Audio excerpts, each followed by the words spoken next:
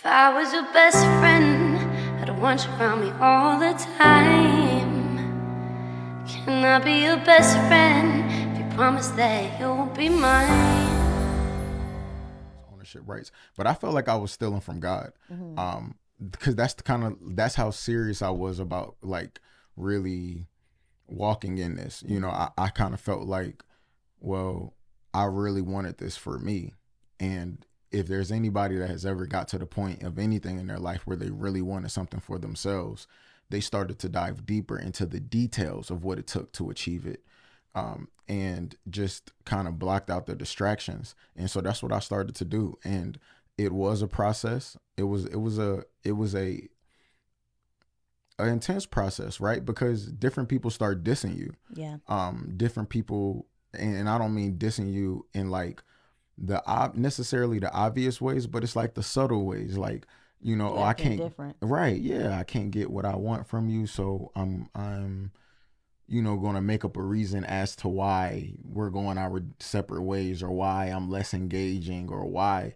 And you mentioned the whole boyfriend and girlfriend thing, but again, it's like falling into that imagination, falling into that euphoria, falling into that bliss that we have in our mindset that we've become addicted to, right? There's this ingredient that the nutritionist was talking to us about, MSG, and how MSG is put into different foods to increase the taste of it.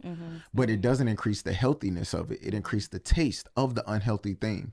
And a lot of times that's what that euphoria or that lust or that imagination does. It's like, yeah, it's like mental MSG, where it's like these things that induce higher endorphins, but don't bring us closer to destiny. It actually adds to our destruction. And so for me, one thing I realized is when people couldn't get their endorphins off of me, right,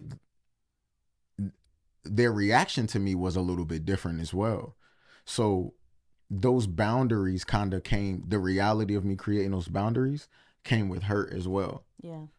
So that was a pretty tough thing to kind of deal with throughout that time. But that's just what it looked like, really. And just I didn't do a lot of pillow talking with women, like on a phone all night. Like, I made sure that a lot of my interactions was platonic.